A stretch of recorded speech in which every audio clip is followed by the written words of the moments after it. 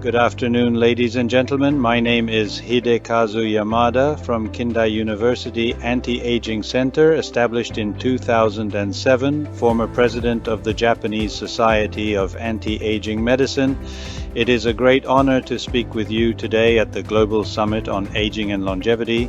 The title of my talk is Securitization and Debt Instrumentation of Health Assets Using Epigenetics. In simpler terms, it's about how epigenetic science can redefine the way we measure, manage, and even invest in health as a new form of capital. 2 weeks ago, the Osaka Healthcare Pavilion at Expo 2025, Osaka Kansai, Japan, closed its doors after an inspiring run. Its theme was Reborn, a celebration of regeneration, renewal, and the future of life. I had the privilege of being in charge of the aging measurement section where we introduced the concept of biological age to the public, especially to young visitors in their teens. Our goal was simple yet profound, to encourage the next generation not to think only in terms of chronological age, but to understand biological vitality, how their lifestyle, mindset, and environment influence their true inner age. We have entered the age of longevity. Humanity now lives longer than ever before, but we have not yet entered the age of meaning. We have added decades to life, but not always added life to those decades. The great question of our century is no longer how can we live longer, but rather how can we live better with purpose, resilience, and connection. Health today is not just the absence of disease, but the presence of purpose. Health is not a cost to be minimized. It is a renewable form of capital. Epigenetic science now allows us to measure, enhance, and even exchange health as data. This marks the beginning of a new biological economy, an economy based not on extraction, but on regeneration. Medicine itself is evolving, from managing deficits to optimizing assets. Health is no longer something to be spent. It is something to be cultivated, multiplied, and reinvested. The epigenetic clock is one of the most powerful biomarkers of aging ever developed. By analyzing DNA methylation, we can estimate biological age. However, conventional clocks measure damage, not resilience. That's why we developed EpiAge-R, where R stands for resilience. EpiAge-R integrates 3 layers: molecular, including the methylome, proteome, and metabolome; physiological, involving biomarkers and wearable-based measures; environmental and behavioral, capturing the exposome and lifestyle. It measures both how much we've aged and how well we recover, turning age from a static number into a dynamic balance between damage and repair. This is the history of epigenetic clocks, from the first generation to the 4th generation, and soon beyond. In the next 2 years, we will move toward a new generation of science, one that explores chromatin structure at unprecedented resolution.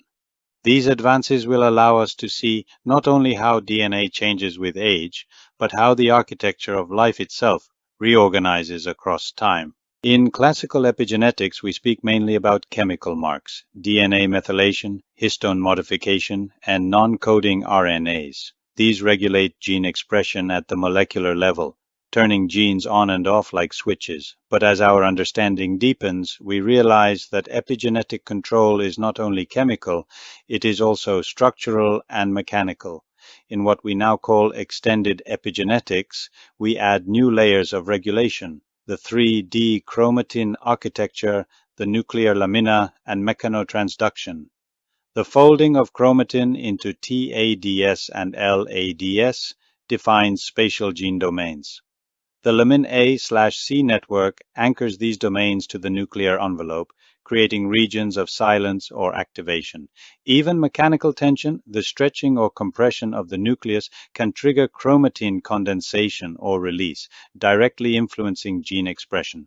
All of these form a hierarchical cascade of information flow: DNA, histones, chromatin, nuclear lamina, extracellular matrix. In skin or dermal aging, for example, long-term mechanical stress and lamin deformation gradually reshape the 3D genome. This structural reorganization ultimately rewrites CpG methylation patterns, leading to visible signs of aging. So epigenetics is no longer just about chemical codes, it's about how the cell's structure stores and transmits information.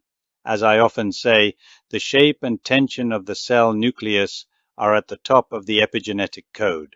The nucleus is not only a container for DNA, it is a sensor, translating physical and environmental signals into molecular memory. This is why, when we designed EpiHR, we included not only methylation data, but also parameters of mechanical and environmental resilience. Because aging is not simply damage accumulation, it is the loss of structural adaptability, and regeneration, conversely, is the recovery of that adaptability, the ability of the nucleus and its genome to reorganize in response to life. That idea leads directly to the next slide, the EpiHR framework, which integrates these layers, molecular, structural, and environmental, into a single measurable index of epigenetic resilience. Traditional epigenetic clocks were built by selecting CpG sites that statistically correlate with chronological age. They work well as predictors, but they don't tell us why aging happens. Each model uses different CpG sites, so we lack a unified biological framework. Now, with nanopore sequencing, we can move beyond statistics to mechanism, linking DNA methylation with chromatin structure, histone marks, telomere length, and mitochondrial signals. This is the idea behind EpiHR, a resilience-aware clock that measures not only the pace of aging, but also the system's capacity to repair and recover. In short, we are shifting from correlation to causation, from age to resilience. When we first started designing EpiHR, our main question was simple: how can we move beyond measuring aging as damage, and instead measure the capacity to repair? EpiHR was created as a multi-dimensional framework, not just a molecular clock, but a system that captures resilience across biological layers. At the top, we have the environmental layer, which includes the exposome, lifestyle, and mechanical stress that constantly interact with our biology. This is the space where the environment shapes the body through diet, pollution, sleep, social connection, and physical forces. Beneath that lies the physiological layer, the domain of organ systems, immune balance, and metabolic communication. This layer acts as a buffer, translating environmental change into systemic adaptation. At the core is the molecular layer, where DNA methylation, histone marks, and microRNAs record the molecular memory of stress and recovery. It is here that we can read biological aging, but also potentially rewrite it through regenerative and lifestyle interventions. In EpiHR, these three layers interact dynamically. Information flows from external input to molecular expression, and also in reverse from molecular repair to functional resilience, and outward again to environmental engagement. So rather than a static clock, EpiHR functions as a resilience map, showing how life adapts, heals, and renews itself over time. To summarize, the damage axis reflects molecular injury. The adaptation axis represents physiological recovery. The renewal axis reflects behavioral and exposomic rejuvenation. Together, these define epigenetic resilience, the true foundation of health capital. From methylation to motion, EpiHR captures how life repairs itself.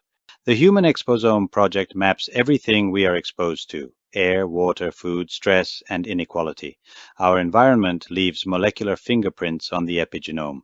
Integrating exposome data, EpiHR connects biology and environment, from personalized medicine to planetary health. By understanding how the world around us reshapes our biology, we can finally design interventions that protect both people and the planet. If we can measure health biologically, we can manage it economically. Every improvement in biological resilience increases what I call the health ROI, the return on intervention. Health capital represents the capacity to regenerate, perform, and contribute. Like financial capital, it can appreciate or depreciate depending on how we invest in lifestyle, prevention, and regeneration. This shifts medicine from treating illness to managing health as an asset. Health is no longer just about avoiding disease. It is about increasing value through resilience. So, how do we build a financial model for this new idea of health capital? We propose two mechanisms: PHAB, the Participatory Health Asset Bond; PHAT, the Participatory Health Asset Token. The flow is simple: epigenetic clock, epi-age R, health asset index, smart contract, dividend. Each verified biological improvement triggers a dividend through a blockchain-based smart contract. Preventive actions become productive investments. In this way, verified health improvements generate measurable value, linking biology, behavior, and finance in one transparent system. Initially, we called it the Total Health Asset Score, a unified indicator of biological and behavioral value. But as the model evolved, we realized it was not just a score, it was a three-layer structure that governs how health becomes capital. That's why we now refer to it as the three-layer health asset structure, or THAS.